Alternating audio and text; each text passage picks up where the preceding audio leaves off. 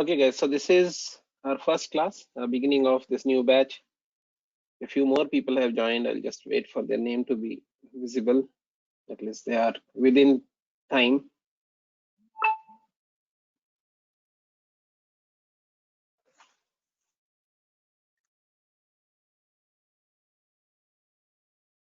Okay, somebody has enrolled just now, sorry.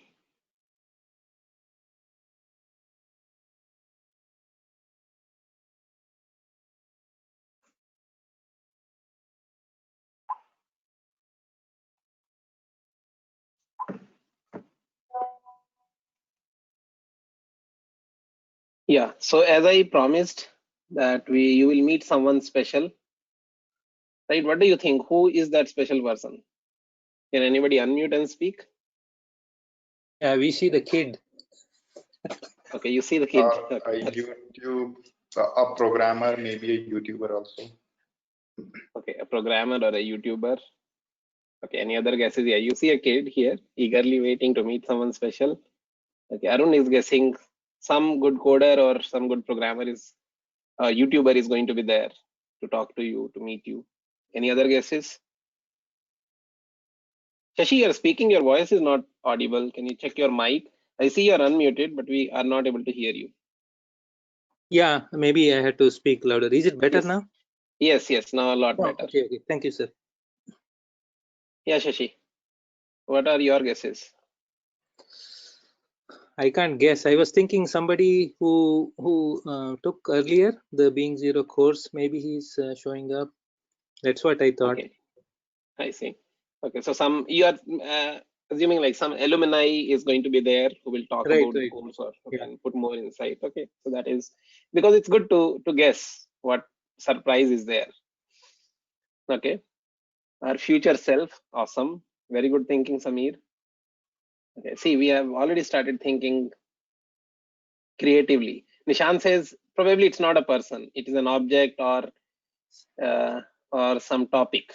So maybe we will learn a new topic, and that's someone special. Okay. Any other guesses or other thoughts, other views?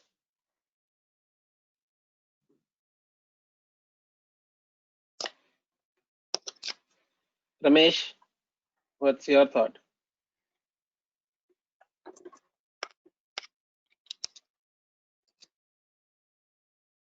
I also think it's a future self. I think. Okay. Yeah. Okay, no, it's not future self. It is your present self who you are going to meet. So yeah, so meet your new self who has joined before time when 95%, statistics says 95% of people remain late, right? And some people justify people who reached on time to Twin Towers when there was that attack, 9/11 attack happened, they died.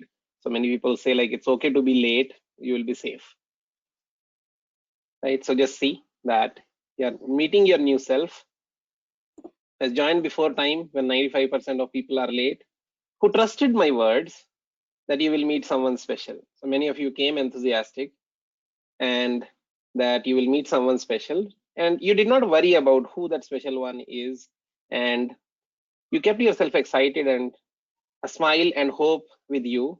So that is the positive you, that is the special guest who you are meeting, right? So that is what it is. So I just wish you a happy journey. You are before time, so it's kind of a matter of being happy about it. Yes, so that is someone special. So who guessed that you will be meeting yourself? That's the special one. 2-3 people said, right?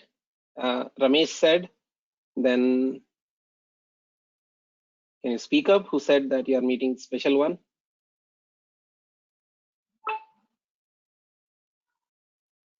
Okay. I did not. Okay, Samir said.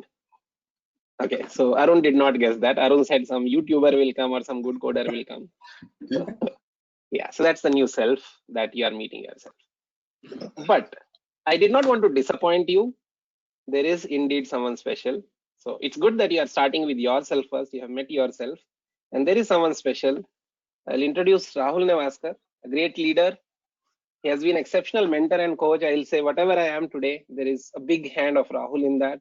So Rahul, I welcome you. Can you please unmute and turn on your video so that people can see you?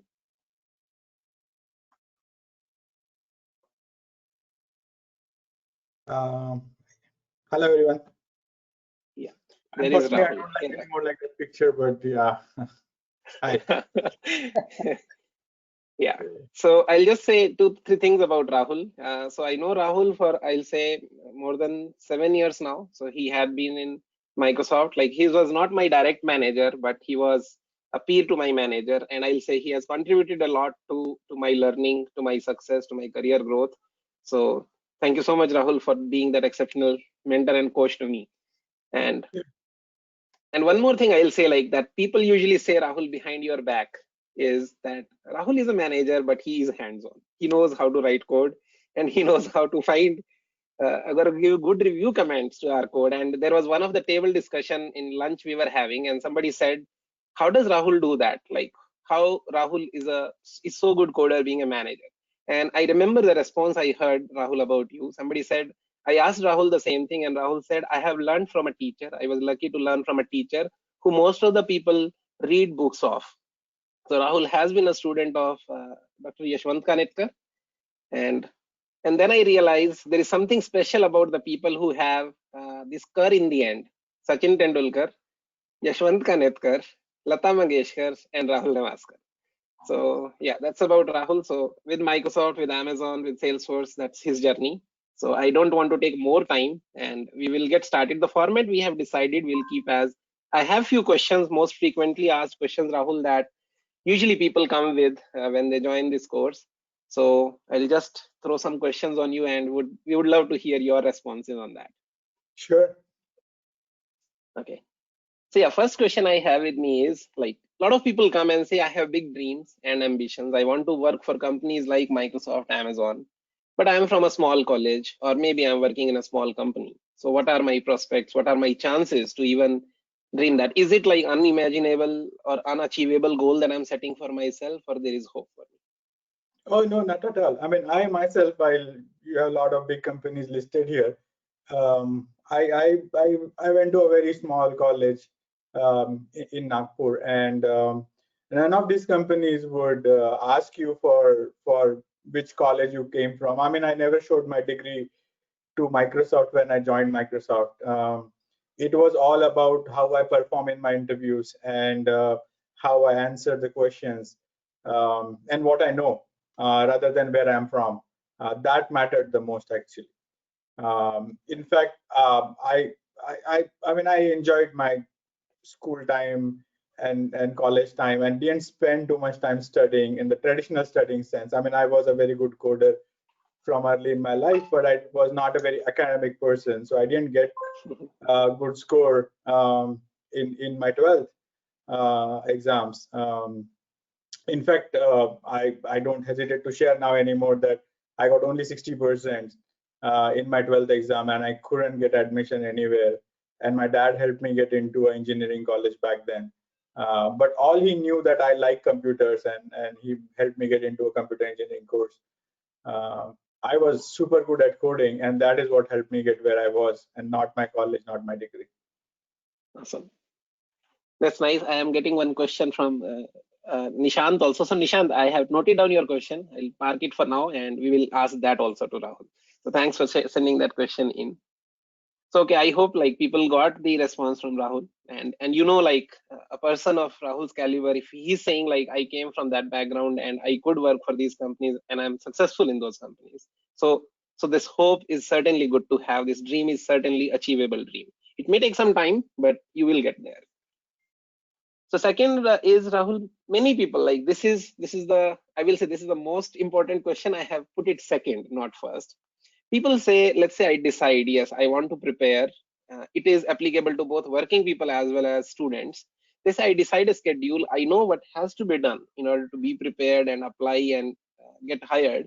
But if I make a plan for 6 months, I do not stick around for more than 2 weeks to it.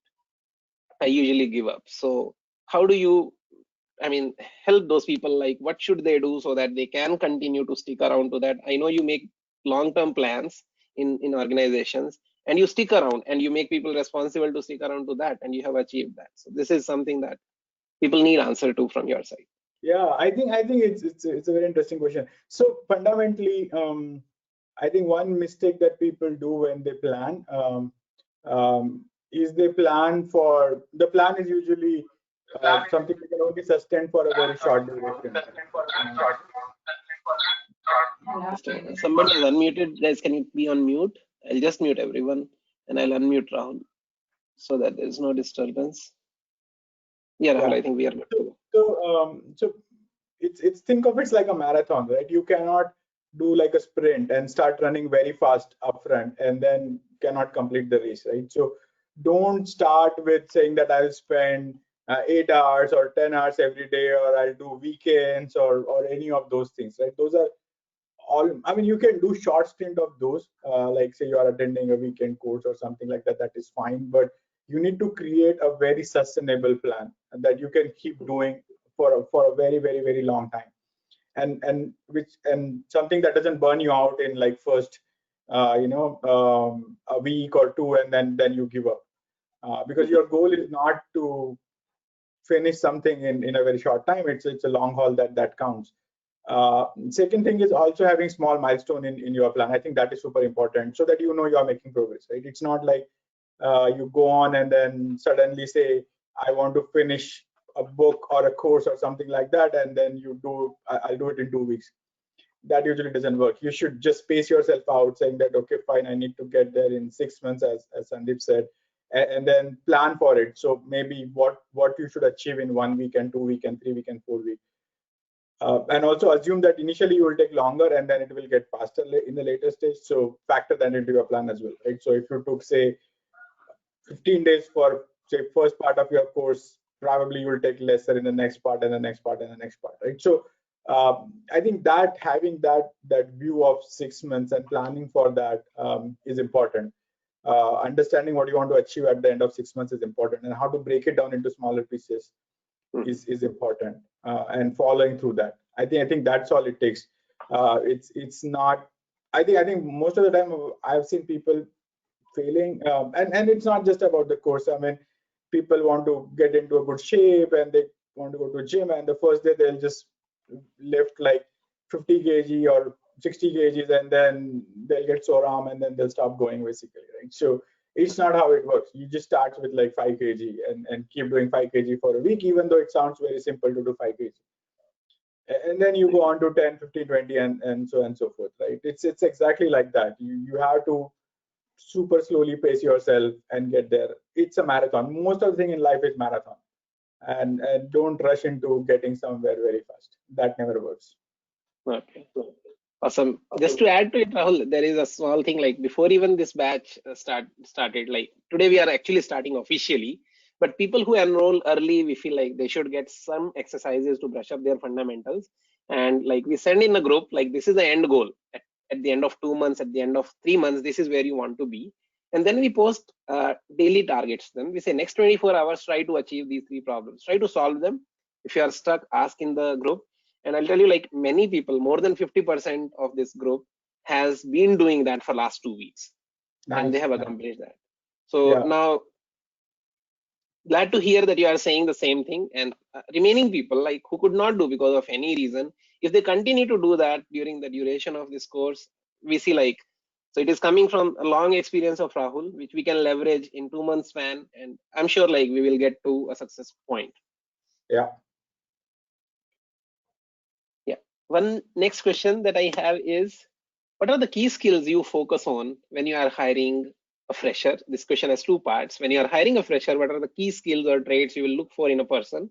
And same question applies to when you are hiring an experienced person. So I'll roughly put it like on an average, let's say 3 to 7 years of experienced person if you are hiring. Then what are the key skills that you value as a hiring manager or as an interviewer in the candidate? Yeah, I think there are basic skills that both freshers and experienced person should have. Mainly about, I think, understanding of key computer science concepts, right? I think that is super important. Like algorithms, data structure, those kind of things are given, and also the ability to learn. I think that is ability to learn, ability to think, ability to solve problem on the fly, right? Like even if I give you like a problem that you don't know how to solve, how you go about attempting to solve that problem, right? I think lot of times when I interview people, I'm not looking for an actual perfect answer for that question. What I'm looking for is like how you go about solving that problem, right? Like maybe you don't know, and maybe I don't know. Sometimes I ask question that I actually faced in my work, and I don't know the answer to that question. I just want to know how you think about solving that problem, and I think that is super important. And it doesn't matter where you are fresher or you're a seasoned engineer. These things are important. Like you need to have your fundamentals right, and you need to know how to apply those fundamentals to solve unknown problems, right? Because in all these large companies, what you're going to get are unknown problems that you have not solved anywhere else in your life, right? And that is the challenge that these companies offer you when you get there. And what is required for that is ability to have some basic construct and then think about how to apply those same construct that you learned, same building block that you learned, and solve some problem that you never solved before. Basically, I think that is the key. So that is what I look for when I hire any engineer. It doesn't matter whether it's he or she's experienced or not experienced. In addition to that, for experienced people, what we also look for is what that experienced person has learned or demonstrated in that time span, be it 3 years, 5 years, 10 years, 15 years, doesn't matter, right? It's like how much, what have you learned, right? Like, because the expectation is you've been doing these things, right? Like taking some building blocks and applying them to solve some difficult problems. So what are those difficult problems that you have solved? How you went about it? How you dealt with failures? How you dealt with success? How you interacted with other people? All those things matter for the experienced people, right? So the kind of question that we would ask to experienced people would be more like, okay, you are in this challenging situation, and then you failed. Like, how do you react to it now, basically, right? I think that those are the things that get added to the experience set of people. Plus, like talk about the hard problem that you solved. What was the hard problem? How you go about solving that? Those are the things we would ask to experienced people, mainly because that is how we want to see how you did that part, what I talked before, right? Like what are your building blocks and how you applied them. Obviously those questions will be asked. It's not they're not asked, but we, in addition to this question asked, and it's also help us label that person properly, right? Because a lot of time people have this notion that I have n numbers of years of experience, so I'll get hired at particular level in a company, basically, right? It's not how it works. It's not the number of years. It's basically the experiences that you have built would decide at what level you would join. And to level the person correctly, we ask these questions. Nice. So Venkat added to this, like I said, 3 to 7 years experience. He said, does it make any difference if we change the question to 7 to 10? Because I think Venkat falls in that bracket. Yeah. But I think Venkat, you got answer, as Rahul said, like it doesn't matter in which bucket you fall, but parameters change for experienced people versus freshers. Yes. And it's like, even if you're it's not about the number of years of experience. Let me get it very clear. It's about what you're demonstrating. Are you demonstrating the maturity or the experiences that we expect a person with 7 to 10 years of experience had, right? And that would decide your level. It won't change whether you're getting hired or not in a particular company. It will definitely change at which level you're going to get hired at, right? So if you're good at the basic building blocks and applying that knowledge, you will get hired, right? Like if you're good at problem solving, if you can demonstrate that you can learn and get quickly somewhere, right? If you're getting the hints the interviewer is giving you and able to solve the problem, you will get hired.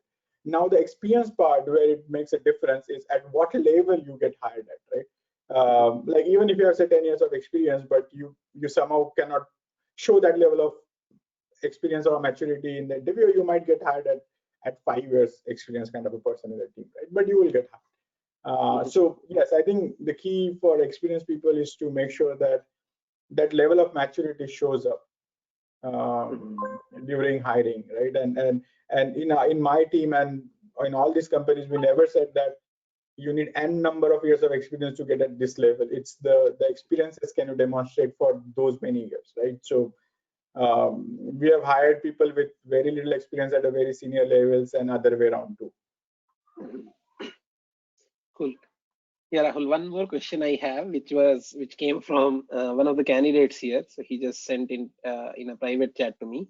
So Nishant asked this question. Nishant said, like a lot of people say that as you grow in number of years of experience in a role, you can't just keep coding. You have to some point, you have to kind of move away from this. So his question is mainly, that how long can somebody think his career in coding, just coding, and then he has to make a switch to kind of a management role, which is a notion in India that people see like you are growing only if you are growing in managerial levels. So that's his question. So Nishant, I think things are changing very fast. I think I have people in my team who have almost experienced as much as I have, and they're still hands-on coding. One of our SVP codes, I mean, the title is not SVP, he is like a distinguished engineer, but he codes, right? And he contributes heavily to open source and all of that. And I've seen that not just at Salesforce, but I've seen that at Microsoft. And there is in all these large tech companies, there is a parallel individual contributor, we call it IC in short, line, and you can keep coding for as long as you want. And not only that, Nishant, people actually go back and forth between being a manager and being an IC, and that is also very common. My manager, he's a VP now in Salesforce. He actually went from being an IC to a manager. One of my colleagues who was here, he went from being manager to IC, and they are coding. So it's actually encouraged in our set of place where people go this back and forth or code. I take a lot of time coding even now. If I don't get to code on my office related task, I have my hobby projects which I keep building and learning all the time. And I always discuss with people. Like last year, I did a blockchain course because I wanted to build something there which I thought would help that, and I coded a lot for that project again during that course. So I don't think there is any limit anymore, even in India.